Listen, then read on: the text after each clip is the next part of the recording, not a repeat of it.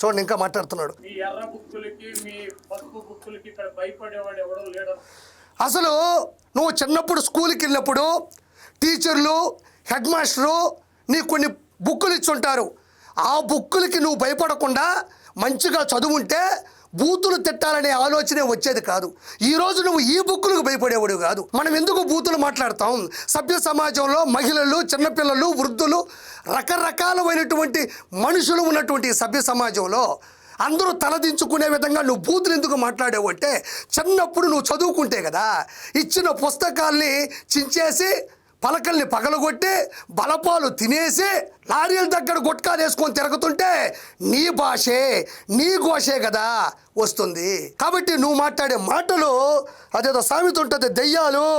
గుర్తు పెట్టుకోవాలి, నాకు నువ్వు ఎదురు వచ్చినా నీకే ప్రమాదం, నేను ఎదురు వచ్చినా నీకే ప్రమాదం. అసలు ఈయనకి ప్రమాదం. ఆయన చూడు ఎంత భయపడుతున్నాడు.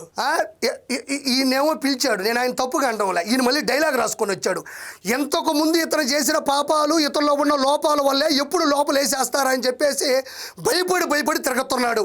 లేక ప్రెస్ మీట్ పెట్టావు. సరే, ఇతని కంటే అలవాటు, జైలుకు పోతాడు, గంట అంటాడు, అరగంట అంటాడు, సంజు అంటాడు, సుకన్య అంటాడు, రకరకాలు మాట్లాడతాడు. అతని గురించి వదిలి సభ్య సమాజం అతన్ని ఎప్పుడు నెట్టేసింది.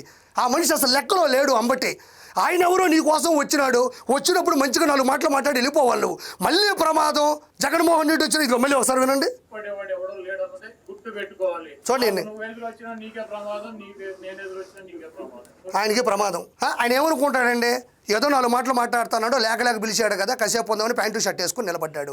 నువ్వు ప్రమాదం అంటే ఆల్రెడీ నువ్వు ప్రమాదంలో ఉన్నావు. మళ్ళీ నువ్వు ప్రమాదం గురించి మాట్లాడుతుంటే తట్టక్క నిన్ను వేసుకుని వెళ్తా ఉంటే ఆయన కూడా పట్టుకుని లోపల ఎక్కడ వేసేస్తారా? మళ్ళీ నేను ఎప్పుడు వస్తాను, నువ్వు చేసిన పాపాన్ని మళ్ళీ ప్రమాదం అని మాట్లాడబకరా స్వామి.